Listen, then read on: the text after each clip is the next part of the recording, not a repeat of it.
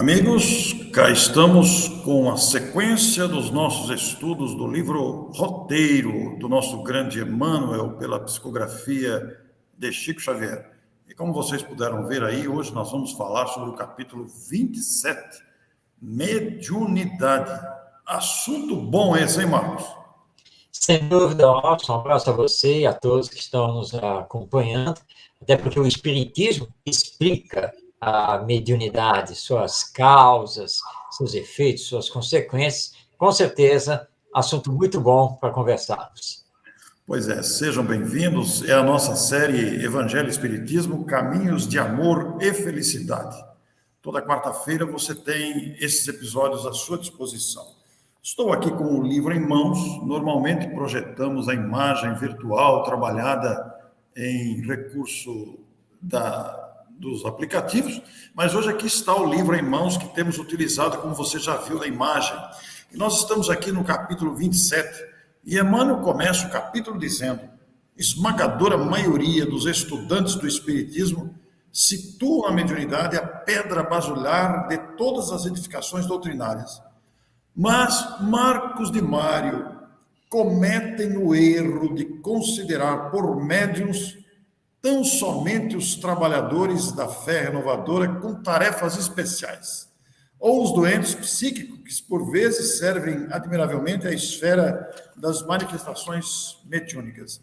Marco, é muito comum o que Emmanuel está dizendo aqui, porque confunde-se mediunidade com a capacidade específica de servir de intermediário entre a manifestação dos espíritos, sejam eles necessitados ou esclarecidos, produzindo fenômenos. Mas a mediunidade vai além do fenômeno, Marcos. Sem dúvida, e isso já fica claro em O Livro dos Médiuns, de Allan Kardec, quando o nosso codificador, estudando com os espíritos, ele nos informa que, em verdade, todos somos médiuns, em maior ou menor grau. Aí alguém que está aí nos acompanhando, vai dizer: não, eu não sou médium, nunca recebi um espírito. Sim, você pode não ser o chamado médium ostensivo, que é aquele que, ou da psicografia, ou da vidência, ou da psicofonia, e assim por diante. Mas por que todos nós somos médios? Porque todos nós convivemos aqui com os espíritos, com a dimensão espiritual. Todos nós somos influenciáveis por eles através do pensamento. Todos nós recebemos intuições, temos pressentimentos. Tudo isso é mediunidade. Então, engana-se quem acha que médium é só aquele que tem as faculdades bem ostensivas, que vai no centro espírita, ou uma outra organização, e que senta à mesa e recebe lá o espírito que vai dar a comunicação. Claro que ele é médium, não resta nenhuma dúvida, mas nós, num outro grau, num outro sentido, também somos médios. Então, quem estuda o espiritismo tem que ficar com isso muito claro. Qualquer um pode receber as intuições, os pensamentos, os pressentimentos e assim por diante dos espíritos e trabalhar isso para melhor desenvolver. É bom começar essa nossa conversa hoje com esse esclarecimento muito lúcido, né? Porque a mediunidade ainda é confundida realmente. Quero lhes dizer, por exemplo, que eu sou de família espírita, meu avô já era espírita, e eu não sou um médium explícito, sou eu mesmo que estou falando aqui. Tudo que eu escrevo, eu tenho que raciocinar, eu tenho que pensar, tenho que suar para produzir algo. Não existe uma interferência explícita para o que produzo. Todavia, intuitivamente, os espíritos me ajudam na produção daquilo que falo ou escrevo. Por isso, o próprio Emmanuel, no parágrafo seguinte desse capítulo que estamos trazendo, vai dizer: a intuição é a base, olha que interessante, Marcos, é a base de todas as percepções espirituais. Por isso mesmo, toda a inteligência é médium das forças invisíveis que operam no setor de atividade regular em que se coloca. Agora, há um detalhe aí nesta explicação de Emmanuel, nessa sequência do texto. Toda a inteligência é médium das forças invisíveis que operam. Ele não está classificando aí, né, Marcos, se essas forças invisíveis são boas, são mal intencionadas, se são forças com objetivos contrários ao progresso, se são forças perturbadoras. ou se são forças construtivas. No entanto, ele diz que toda a inteligência é médium de forças invisíveis. E a inteligência nem sempre é usada para o bem, Marcos. É verdade, Orson. Você levantou agora uma questão que é importante nós estudarmos. Sim, todos nós estamos, sim, com as percepções abertas para essa influência das chamadas forças invisíveis, que nada mais são do que os espíritos, os que se encontram desencarnados, tanto para o bem quanto para o mal, né? Então, nós temos que entender isso e que o fato de sermos espíritas, de estarmos engajados no movimento espírita, no centro espírita, não nos isenta, né, de repente, termos uma sintonia com espíritos que, na verdade, não estão desejando e nem construindo o bem. Agora, lembrando que essa sintonia, na verdade, parte de nós, porque é outro equívoco que se faz, né? Achar que os espíritos, né, os desencarnados, é que entram aqui na nossa mente, né?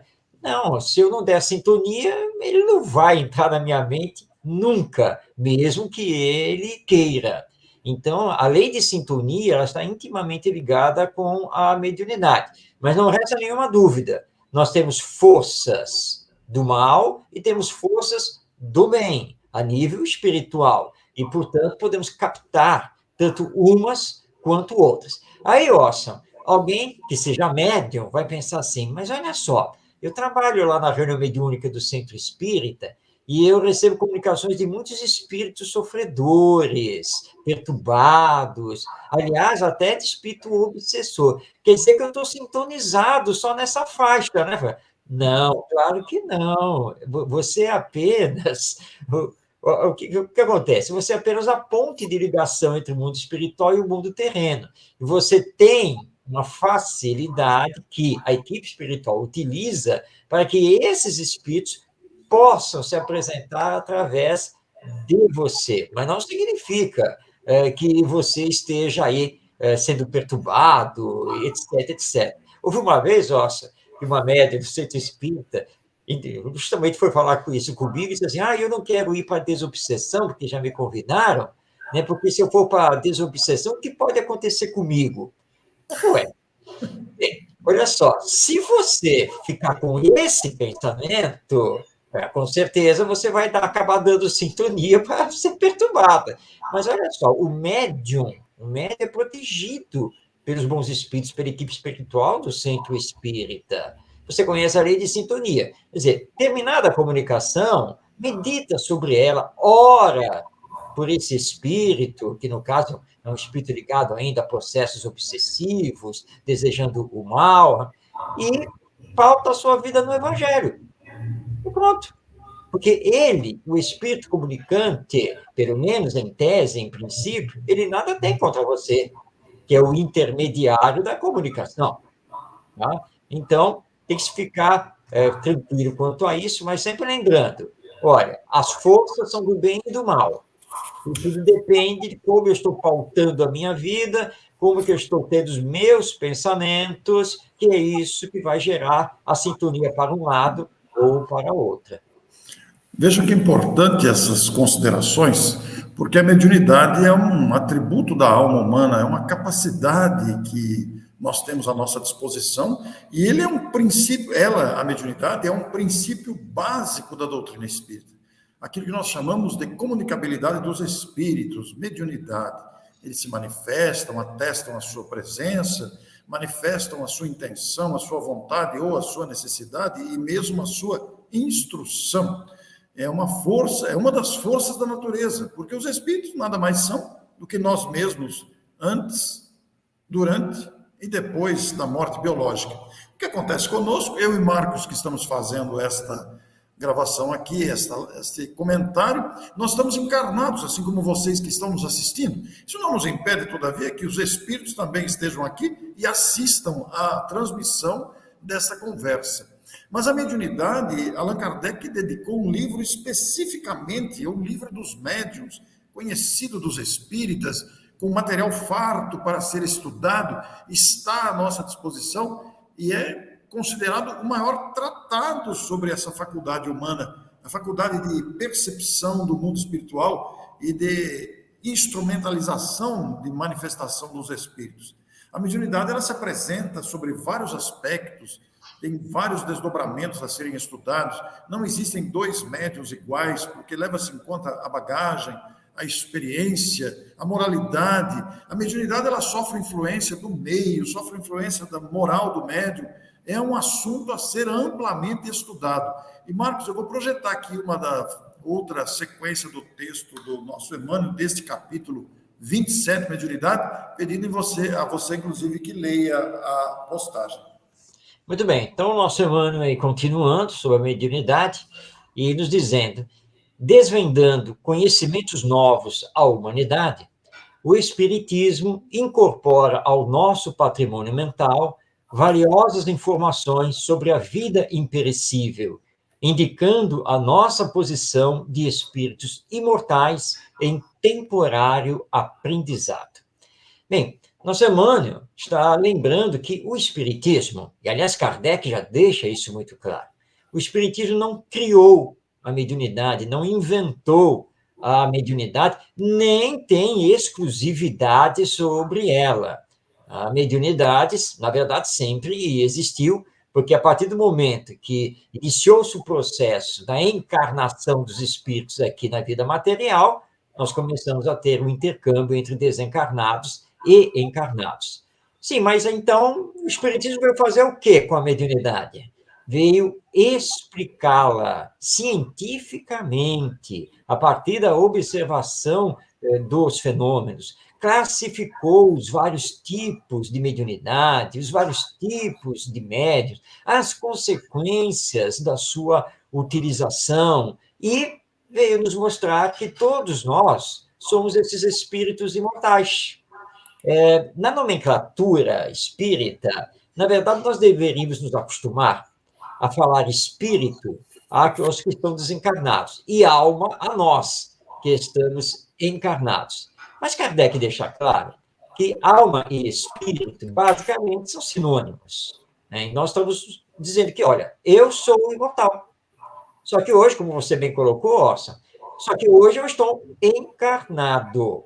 Eu estou passando pelo que o Emmanuel colocou aí, pelas minhas experiências necessárias dentro do meu processo evolutivo. Mas ontem, ou seja, antes de nascer, eu estava desencarnado, vivendo no mundo espiritual. E amanhã, depois que eu desencarnar, eu voltarei a viver no mundo espiritual, que é o mundo pré-existente, não o mundo material. Então, o Espiritismo, com essa informação, veio finalmente explicar, né, e nos dar as causas, as razões, as consequências. Por isso que nós sempre dizemos que quando você adentra ao Espiritismo, e especificamente nesse campo da mediunidade, você vai encontrar as explicações. Você vai saber sobre os fenômenos e poderá controlá-los, discipliná-los, canalizá-los para o campo do bem, que, como você também lembrou, a mediunidade é um fenômeno natural, que nos pertence. E muitas pessoas não conseguem lidar com a mediunidade justamente pelo desconhecimento sobre essa faculdade. E o Espiritismo, então, vem nos explicar a partir, então, da alma imortal. Daí a importância de se estudar, e principalmente, você já ressaltou, eu já ressaltei, vamos firmar de novo isso, o Livro dos Médiuns, de Allan Kardec.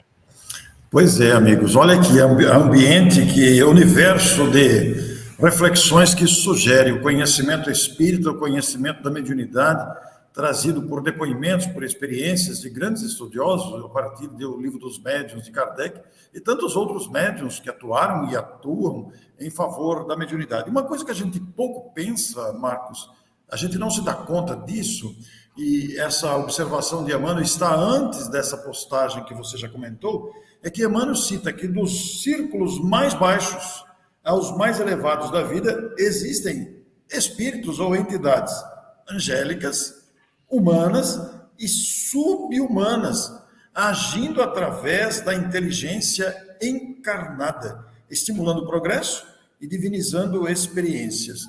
Quer dizer, voltando ao campo da intuição e da influência direta, ostensiva ou não, há uma interação muito grande entre os dois planos da vida. E aí é que a mediunidade se manifesta, tanto com espíritos elevados, de moral elevada, com objetivos nobres, como espíritos que nem sabem o que estão fazendo.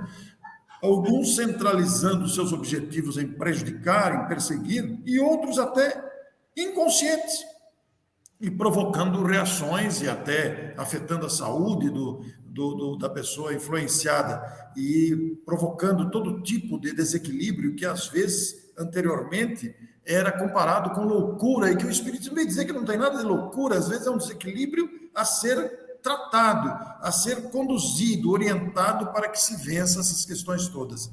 Então, a mediunidade, realmente, ela é uma faculdade extraordinária que está à nossa disposição para o nosso progresso. E, na sequência, Emmanuel vai destacar aqui, Marcos, que cada pessoa, cada individualidade, renasce em ligação com os centros da vida invisível, do qual procede e continuará, de modo geral, a ser instrumento do conjunto em que mantém suas concepções e seus pensamentos habituais. Isso também, em outras palavras, significa que essa sintonia estabelecida, nós devemos educá-la, porque viemos de sintonia com outros, e se não nos educarmos aqui, permaneceremos em sintonia com entidades nada recomendáveis, ou, se estivermos sintonizados com entidades inteligentes e boas, colheremos esses frutos da boa sintonia. E aí surge, então, a sequência do texto de Emmanuel. Vou pedir para você ler de novo, Marco. Vamos lá. É necessário reconhecer que, na esfera da mediunidade, cada servidor se reveste das características próprias. O conteúdo sofrerá sempre a influenciação da forma e da condição do recipiente. Essa é a lei do intercâmbio. Magnífico isso, né, Marcos? Magnífica essa definição. Com certeza, porque realmente cada médium tem as suas particularidades. E depende se ele está mais evangelizado, menos evangelizado, se ele tem um controle mental melhor ou não tão bom, e assim por diante. E é como vai funcionar, então, a lei de sintonia. Lembrando que cada um de nós pertencemos a uma família espiritual, que já vem de várias encarnações. E nem sempre essa família espiritual ela está entrelaçada pelo afeto, pelo verdadeiro sentimento. Aliás, é por isso que a Terra ainda é um mundo de expiações e provas.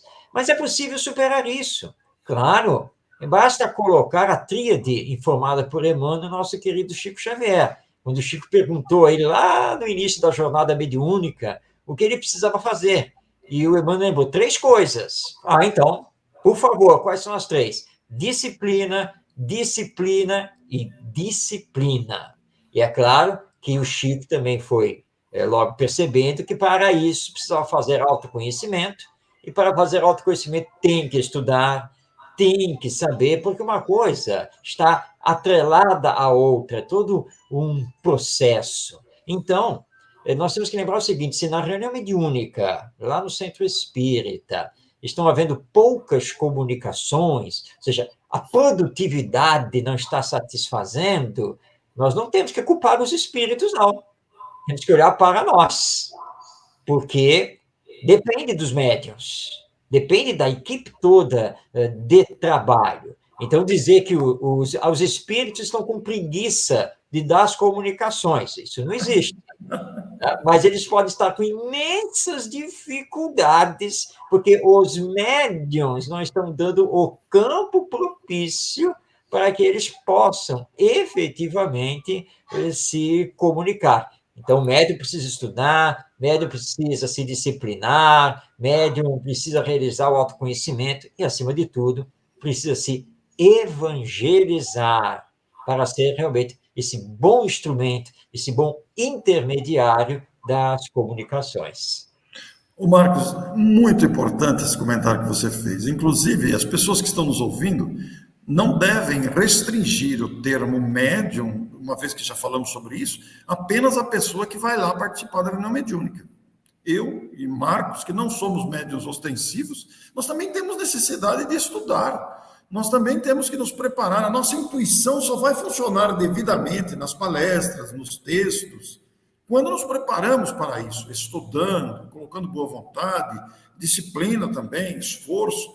Algumas vezes me ocorreu, Marcos, de tentar escrever e sentar na frente do laptop ou do computador e não sair nada, não vai, não funciona. Algumas palestras parece que patinam, parece que não andam, parece que existe uma resistência. Claro, pode ser influência do meio, pode ser influência do dia, das circunstâncias, mas também pode ser influência nossa, porque, como você disse, os espíritos estão preguiçosos de dar comunicação.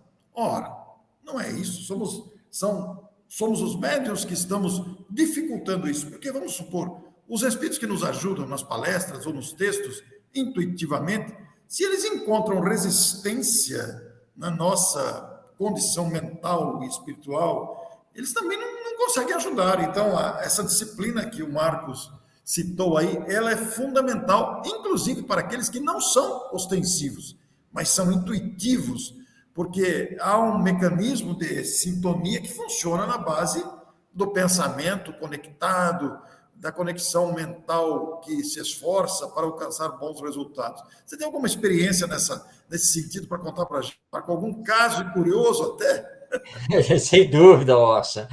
Todo escritor, todo palestrante é um médium intuitivo. Isso. Agora, nem sempre nós estamos preparados para isso. Para mim, quantas vezes já aconteceu isso? Né? Por exemplo, eu faço o meu roteiro do dia e estabeleço assim, hoje à tarde eu só vou escrever, vou desenvolver o capítulo do livro tal que eu estou escrevendo, não sei, eu me planejo, né? Quantas e quantas vezes já me aconteceu exatamente o que aconteceu com você? Todo planejamento feito, ok, estou aqui na frente, abro o arquivo, estou aqui na frente da tela do computador, teclado e simplesmente não consigo escrever. As ideias não vêm, às vezes eu forço a situação, escrevo um pouco, depois eu releio, não é nada disso. Volta tudo. E aí, quando eu chego à conclusão, não é hoje. Porque, na verdade, as coisas não funcionam assim de forma automática. Né? Agora eu vou escrever. Pronto. Não. Tem que se preparar, o ambiente, a sua mente tem que estar arejada, aberta, né? Deixar as preocupações de lado, para que os espíritos que estão lhe auxiliando possam, de fato, fazer a sintonia e lhe intuir. Claro que a intuição não significa que eu não tenha que ter o meu esforço pessoal, de ter as ideias, de pensar, de estudar, de elaborar. Os espíritos estão esperando que eu faça isso, né? Mas se eu não fizer, é a mesma coisa de fazer a palestra, não é, Orson?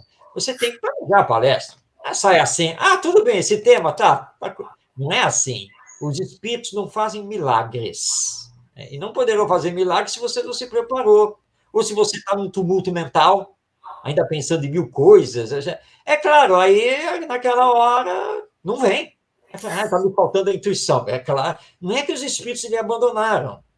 Estão ali com você, mas se você não está dando a sintonia, e aí vai acontecer isso. Agora, é interessante, né, Orson, quando você, minha esposa, já quantas vezes já me falou isso, assim, vem cá, você tinha me dito mais ou menos, né, o que você ia abordar. Nossa, mas você fez uma abordagem, você entrou por campos, não, as coisas, você não tinha me dito que ia falar aquelas coisas, nem eu sabia. Mas, sei lá, eu senti uma coisa, sabe, as ideias começaram a surgir na minha mente, foram se encadeando, e aí eu fui embora. Aí, quando você vê como que você foi médium, Isso. mas você foi médium naquele momento.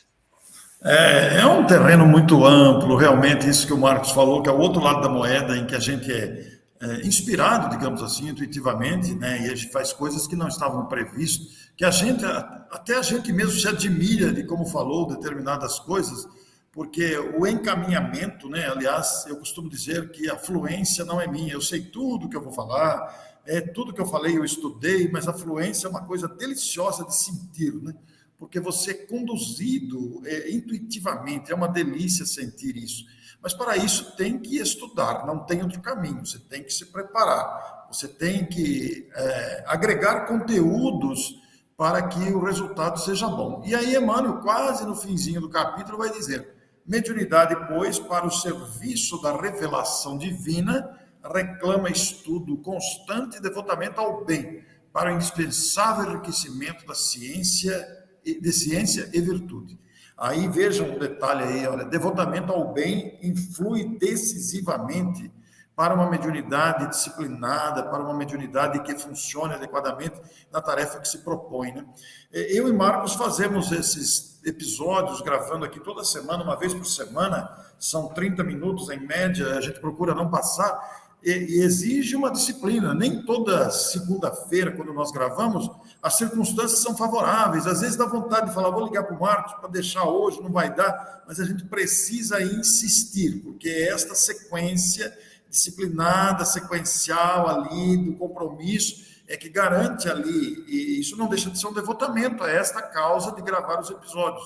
E agora você distribui isso para todas as outras questões envolvendo a prática mediúnica e a dedicação e a disciplina do médium, Marcos. É isso aí.